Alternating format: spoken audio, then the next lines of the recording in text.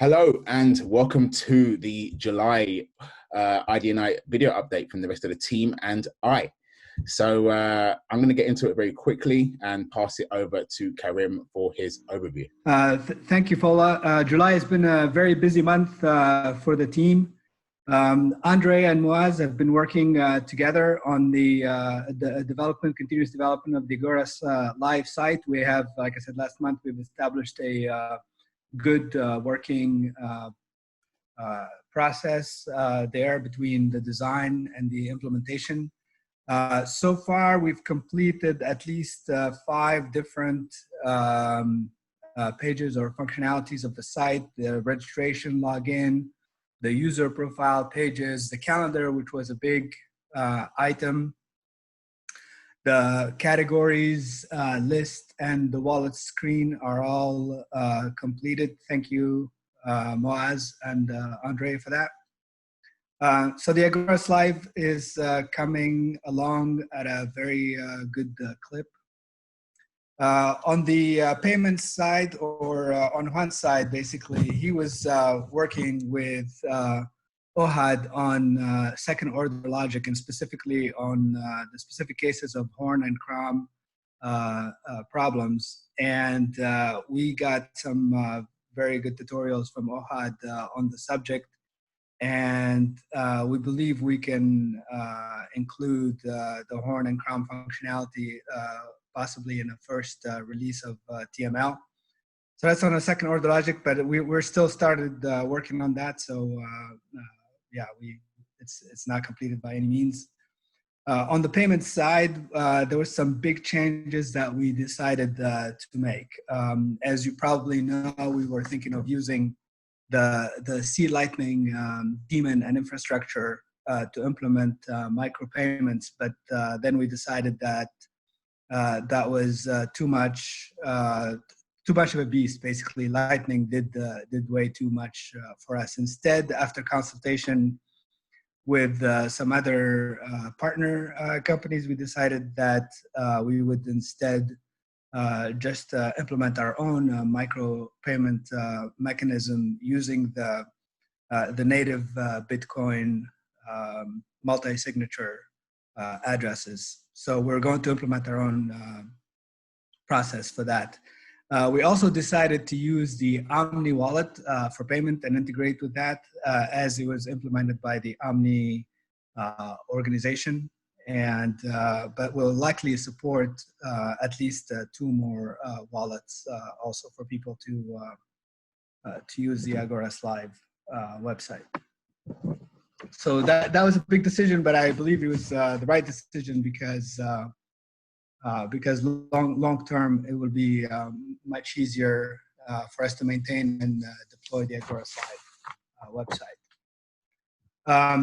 More on the TML side, Tomasz, he finished the persistence functionality last month, but he continued to debug it this month, and he's been working on setting up a demo for TML and test cases and some performance testing on the TML as well.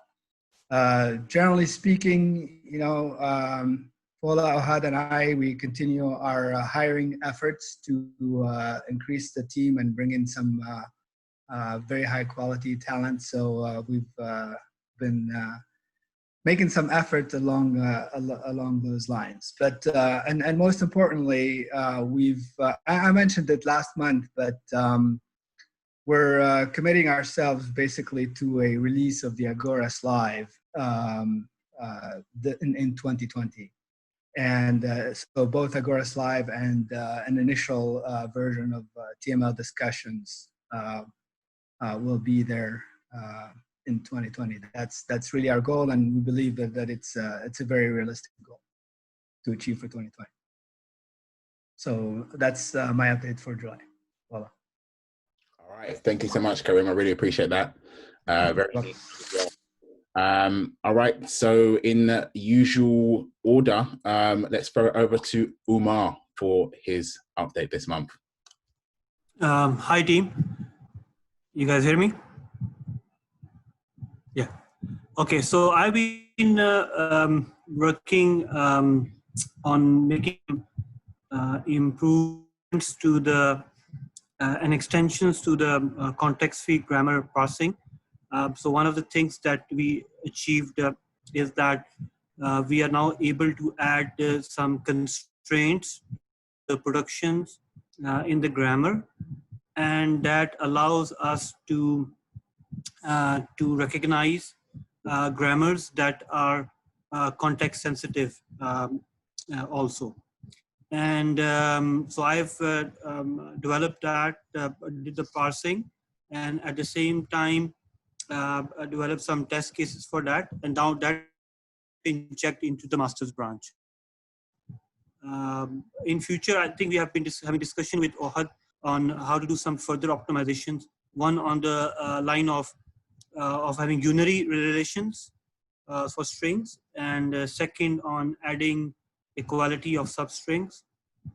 So that will be some of the work that I plan to do in the future in this week, starting on. Yeah, that's from my side. Great stuff. Thank you very much, Umar. I really appreciate that. Okay, over to Tomasz for his update this month. So hello, everyone. So this month I fixed most issues in persistence, and I've managed to run several steps of a TML program, saved its state, loaded it after, and TML continued running to the end. So now I'm adding more tests to be sure that it is all stable and that it won't break when we do any change in the future. And in the meantime, I've been working on a TML video tutorial. I'm working on a script, and I'm already trying to record some parts. It's based on the intro to TML, which was contained in the TML playground some time ago. And I'm going to cover also new features like arithmetics and strings. So if you want to learn TML, you have something to look forward. So that's all for this month from me. Excellent stuff, Tomasz. Very, very cool. All right, let's throw it over to Killian for his update this month. Hi everybody. So a couple of updates from my side. With regards to the partner university outreach, I've done more follow-ups. We've had one professor recommending to reach out to two professors from the University of Toronto, saying that they would be interested in learning about something what we are doing. And one of those two professors that I've reached out to, he positively responded, and we had a introductory call with him, Ohad and I, where we introduced him to our project, and he wanted to learn more about it, and we've sent him our blog articles outlining further or giving him more details about the project. Also, previous month I talked about the KU Leuven from Belgium, where they were giving a positive feedback earlier. Now they, after following up with them, they said it's probably not a good fit. So unfortunately, that university is not interested. In terms of the grant application, we have one participant, and we are still discussing the proposal of his. There are some more details to understand, to better know how to proceed.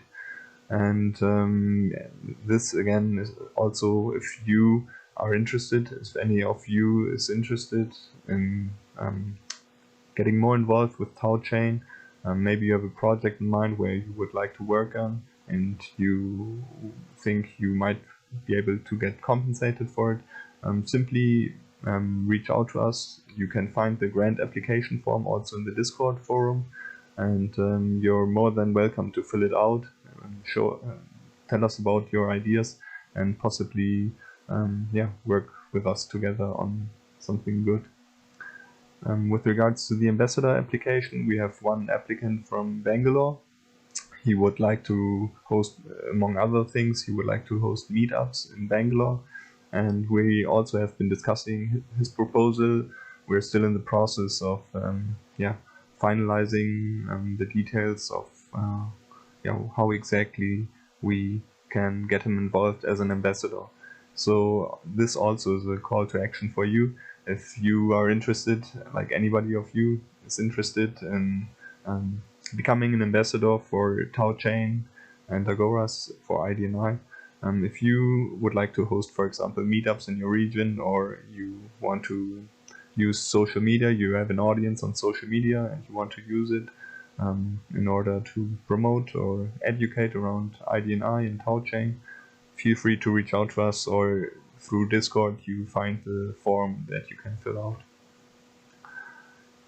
Then with regards to the translation bounties, we have someone who completed the Chinese translation, and we already have checked back, like we've given the translation a quality check, and it looks great. So yeah, we're just getting the payout done, and then we are looking to post the Chinese translation both on our website but also on Bitcoin Talk. We would like to create like a Chinese thread, Chinese taunet thread, and we can use that article to get the conversation around the projects started. With regards to the tribe channel outreach, I've done more follow-ups, but also postings in Facebook groups and LinkedIn groups where I was presenting the project, and the response to that was rather in the form of likes. So we didn't really get any conversation started. People liked the post, but unfortunately there was no further interaction, which we would have liked to see. And the keywords I used there was complex adaptive systems, natural language processing, and computational linguistics. I've also created an FAQ where basically all the questions that have come up in the previous monthly meetups by the community, all these questions and answers have been aggregated now in this FAQ. Meow has been doing a great job there by already having transcribed multiple of these monthly video calls. So I could use that. I was able to use that information, but some of the monthly video updates I had to transcribe by myself. And now all that information is aggregated in one FAQ document, and this document we are looking to gradually expand on. Yes, and then we would like to integrate that FAQ into our Telegram and Discord channels. So if you have any expertise in creating an FAQ style kind of bot in Telegram or Discord, please reach out to us. That would be great. And last but not least, I've had the idea of creating like a virtual panel around the topic of discussion scaling, but we are still we have to think about what exactly to form the discussion around. So currently we have come to the conclusion that we first are going to host like a pre-panel discussion where we have one-on-one calls with professors and where we are getting an opinion of them about what we are doing. And for now, we have two professors that are interested in this kind of format. One is from Argentina, and her focus is semantic parsing, and the other professor is from the University of Washington, and her focus is human-computer interaction and social computing, and building systems to improve collaboration and understanding online. Yes, so we hope to get the conversation there going as well. All right, that's from me so far. Thank you. Great stuff. Great stuff. Okay, let's put it over to Andre for his update this month. Hello everyone.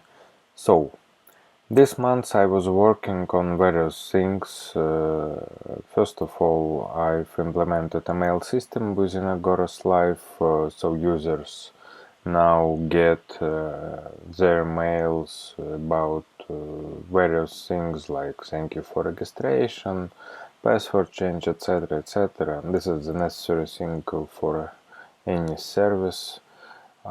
Next, together with Moaz, we started to improve UX of Agoras Live. For example, this is how user profile looks like. It's much better and cleaner now with help of Moaz. Next thing I did, I've created a separate system that tags all user appointments and reminds user that he has a call. Next thing I've created is, as you may know, currently most of websites uses tokens to authorize users to tell if this user is can reach the website. I've added a separate token for Jitsi server also, so now users of Agoras Live not only get their token to access Agoras Live, but when they want to make a call, they get their own private token for this particular call. And on video side, using this token, now I can tell that this user is who he says. Also, this is a very important thing, of course, because without authorization on video side, it's just impossible to charge users. Next thing I did is, as you see, I've started to improve Jitsi internal interface to meet our needs.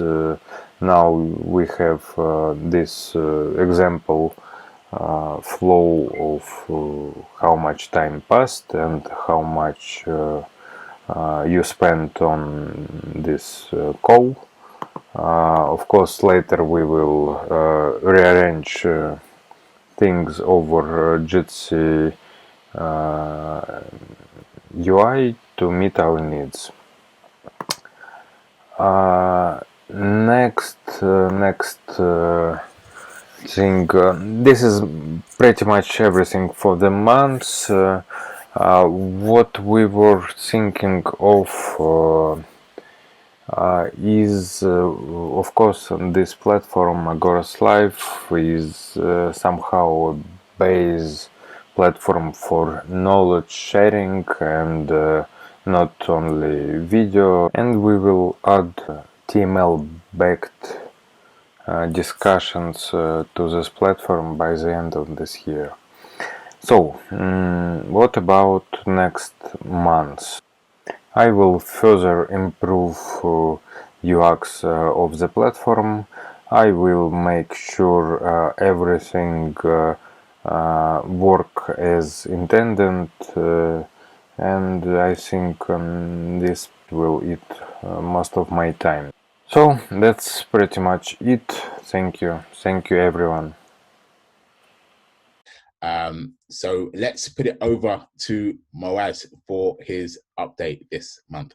Hello everyone. This month has been really busy and productive at the same time. I almost finished the website. We added two other pages or scopes in the website, which is events and also bounties. With the collaboration with Fola and Killian, I've finished both of them, and so for now the website is good to go. And in the Agoras Life with Andre, as our workflow, I try to fine tune all or polish all the components that were already in there for Agoras Life, and also I handed them over to Andre, and also Andre has been working on it and also produced as Karim mentioned, a lot of scopes polished with the UX they provided. So yeah, I think this month I really see that this month as the output is getting, like, we're getting near to the to launch of the Agoras Live, and also the website is nearly good to go for the development. Yeah, so this is my monthly update in a nutshell. Great stuff. Great stuff.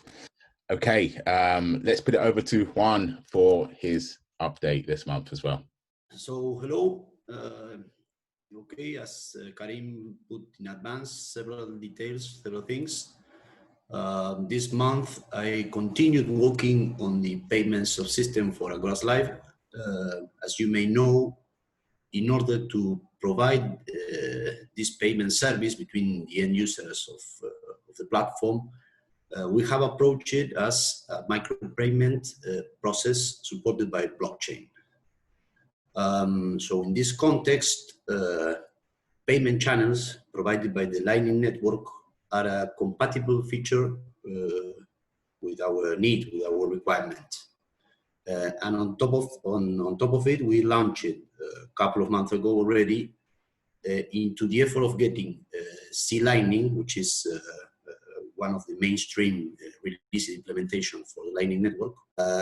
It's worth mentioning at this point that there is another relevant project related to Lightning Network, compatible with also with Omni, which is actively developed under the name of OmniBot. So said that, I was on an ambitious schedule. I was looking forward to get the fully functional channel, payment channel, by this month. But we experienced some delays in this sense, which are mostly related to the anyone who is working on remote RPC distributed application may be aware of the complexity of debugging such kind of applications. So in that sense, I faced some delays, unexpected delays, in order to reach the milestone proposed for this month. Still, we made significant progress. We got the funding transaction implemented over the C-Lightning network to go through the Omni layer, and I spent relevant time analyzing the minimum dust or the minimum amount of Bitcoin that is required to pay for the fees associated to the Omni layer transactions. And it is at this point I face a relevant point that it's not given that we are not using segregated witness native addresses, and we are instead using embedded segregated witness into pay-to-script hash. Transaction size gets enlarged and fees are slightly higher. So there is a really fine-tuning analysis that needs to be addressed in that point in order to enable the multi-signature address to pay for the closing transactions or to the refund transaction. So in the C-Lightning effort, in order to provide payment channels on top of Omni layer, the main remaining technical detail that we have to solve at this point is the closing transaction or the refund transaction. So said that, as Karim put in advance, even we got the C-Lightning implementation for Omni layer in a more or less advanced stage. We are currently analyzing the overall benefits of this selected approach, and there is agreement in the directions to a more ad hoc implementation payment channel, also through Omni layer, but being a part of this C-Lightning basement that we initially selected, which was originally looking forward to get for a very quick and fast implementation, but given that we're embracing technical challenges and we are seeing that Lightning networks are also observed by security flaws. We put this into very deep consideration in order to make the strategic decisions that need to be made under a payment system design. So I guess we will get further updates in the coming month. Right now, the payment subsystem is back on the design table, and of course, with all the experience gathered during the last couple of months, we are confident that we will reach solid and quick implementation for the Agoras Live project. That's all by now for me. Okay, and from my angle, this month was particularly heavy on the admin side of the company. As you guys know, and as Kevin mentioned, we are always looking for great talent in a lot of different areas. And we've been working on that quite heavily this month. I continue to work again on a website with Moaz. Moaz has been fantastic in creating the structure of the site, along with Killian giving his input in Killian's efforts in working on the grant program, the ambassador program, and you know, all the areas that sort of Killian's working on with the community outreach is being implemented into the site. One of the things that I wanted to get right was the branding of the Tau and Agoras. I did come up with an idea. There's a logo that we did like for Tau, but we thought it would be better if we got some external support in getting that branding right, because it needs to bang with the impact that we want it to. So we've decided to get some external support on that, and finish off the, you know, what we have right now with a little bit more support to make sure it's as professional as it can be, and you know, just make that design look really cool. So other things that I work on as well, again, I know you the rest of the team are pushing to get the Agoras Live platform out. I'm also pushing to get this our marketing pack ready, be it from the scope of the site, working with Killian, all the media pack required to, you know, to get us out there, you know, pushing to get all that ready alongside the plan for exchanges and stuff as well. And I'm working with a couple of people externally to put a plan together for the Agoras token to be listed on more prominent exchanges as we get closer to release. So yeah, that's it for me. Thanks. Alrighty, I'm going to throw it over to Ohad for his update this month. Thank you very much. Hello, everyone. This month I continued with what I spoke about last time about restricted versions of second-order logic, Horn, Chrome, and Ackermann, and to understand how to implement them. There is a translation in the literature appearing of how to convert second-order logic Horn into data log. I also found new sources for this translation, and I've been trying to understand them. I also found I was also revisiting papers by Hela and Torres that deal with the descriptive complexity of higher order logic. They mentioned that they have a translation from second order logic to QBF. I was not able to find where they explain this translation, but I wrote to one of them, and he said that he will send to me this paper. If so, it will be very good, because we already have a QBF solver.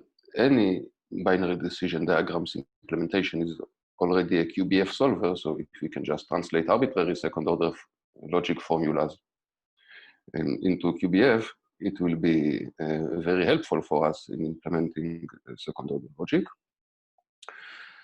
Also, those authors mention on those papers several aspects that are relevant for self-interpretation, the laws of laws.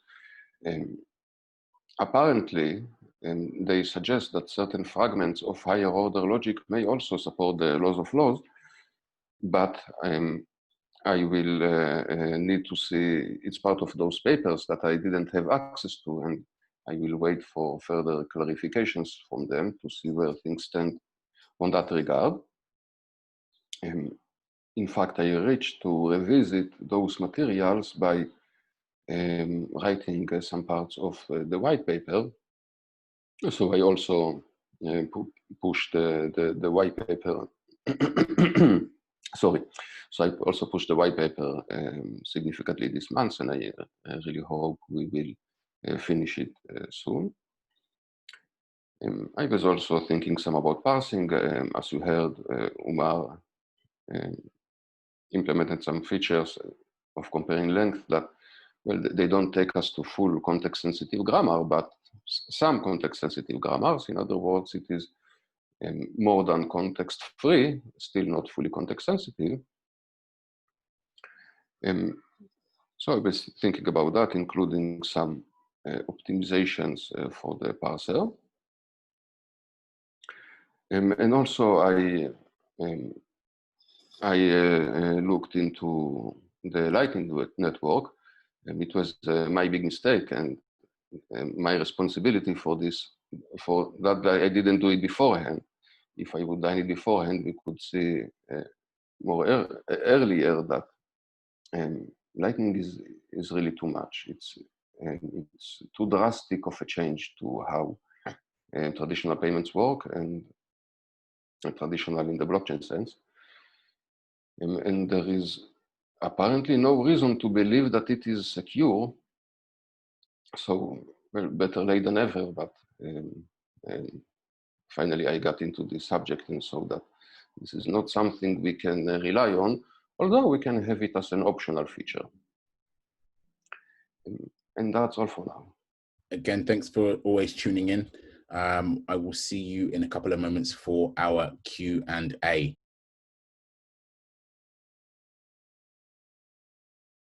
All right, we have a Q&A question from the name of Yessi, and they ask, with the wait being so long and people in the beginning stages choosing Agoras instead of Ethereum or Tezos, when can the Agoras investors expect something to be released, apart from Agoras Live, which can give us reassurance that we made the right investment?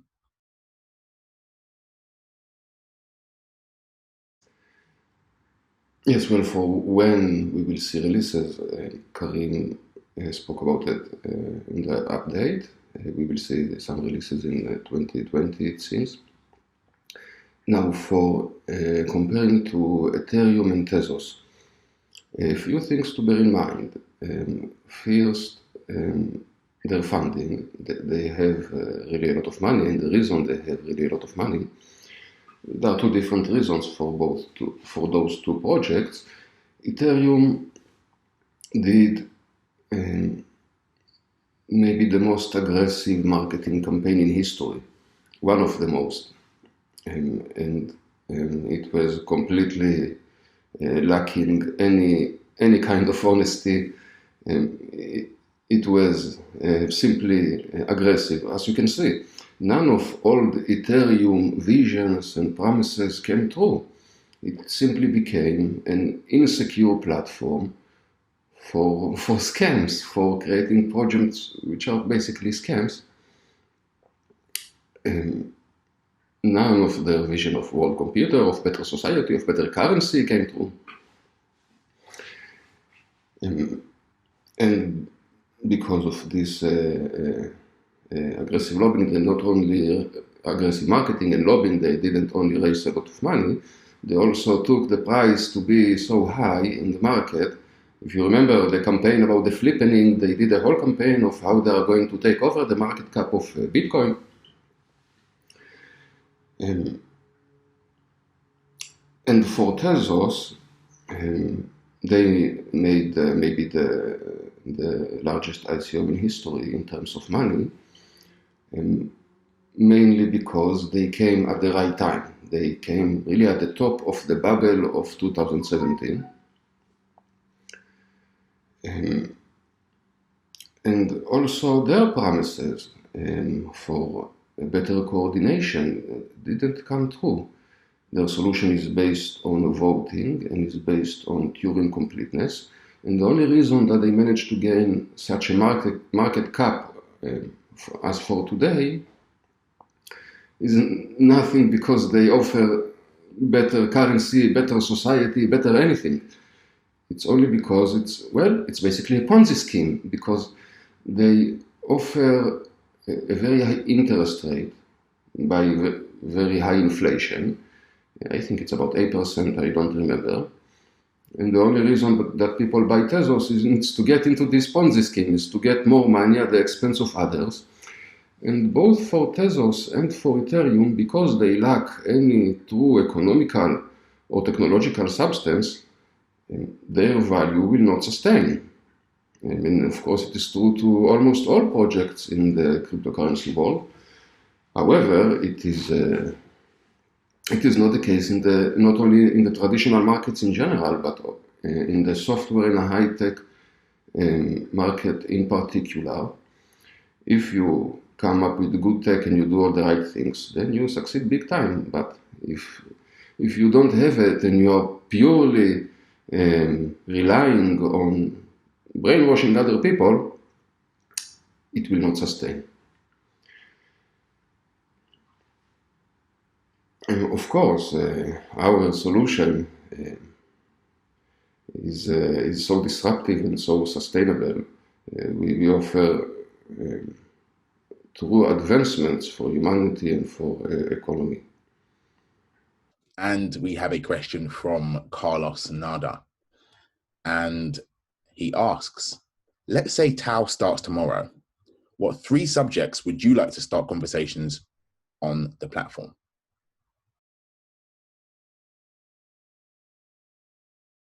Of course, picking 3 subjects right now is a bit speculative, but to say things that come to mind, the first thing is definitions of what good and bad means and what better and worse means. The second subject is the governance model over Tau. And the third one is the specification of Tau itself and how to make it grow and evolve even more and to suit wider audiences.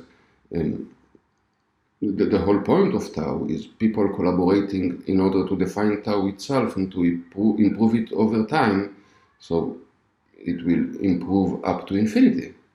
And this is the main thing, especially initially, that the Tau developers and users, when I say developers, I refer less to the current development team, but to the users of Tau. Once it's ready, they are the developers of Tau, for them to advance the platform more and more.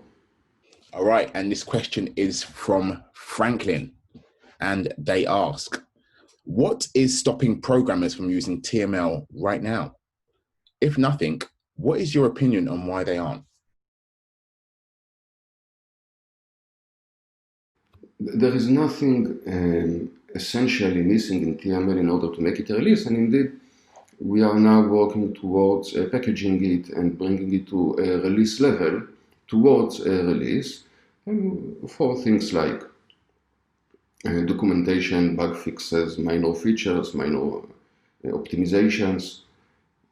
We indeed actively work on releasing TML version 1.0, and then we can publish it in, for example, developers' channels for them to use it. All right, excellent stuff. Thank you so much for tuning in. As always, please do not hesitate to message us on Telegram, PM us, and if you have any questions for next month's Q&A, don't hesitate to just get those out there in the Telegram channels, and I'll respond, or Killian will respond, or Had. We look forward to seeing you in the Telegram channels, and if you